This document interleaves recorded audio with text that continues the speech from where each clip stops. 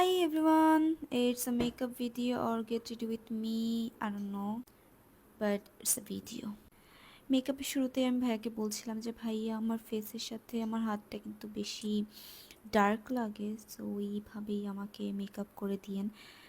And তারপর ভাইয়া বলল যে ওকে, নো টেনশন। তারপর বলেই ভাইয়া মুখে ফাউন্ডেশন লাগানো শুরু করে দিল অ্যান্ড বিউটি ব্লেন্ডার দিয়ে আমার মুখ ব্লেন্ড করছিল। আর এইভাবে ঘাড় উপরে তুলে রাখতে রাখতে ঘাড় এত ব্যথা হয়ে গেছিল আমার।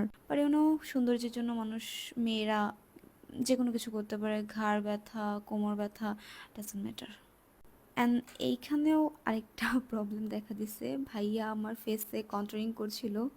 তো আমি ভাইয়াকে বলতেছিলাম যে ভাইয়া আমার গালে কন্ট্রোল দিয়েন না, কারণ আমার কন্ট্রোলিংয়ের পর আমার ফেসটা একদম বক্সের মতো লাগে।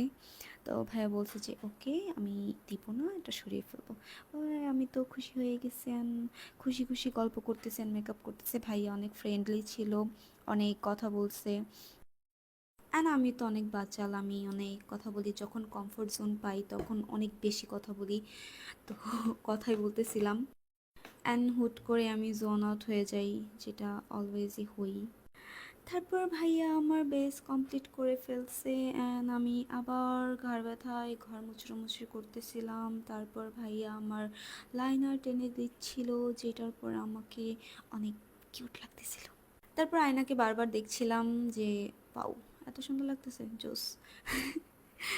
এইখানে আমি ভাইয়ের সাথে কি নিয়ে কথা বলছিলাম আমার মনে নেই। তারপর সব থেকে ওর্স্ট পার্ট, অন্য কিছু অনেক ব্যথা লাগে, আজকে আমি আরো বেশি ব্যথা দিই।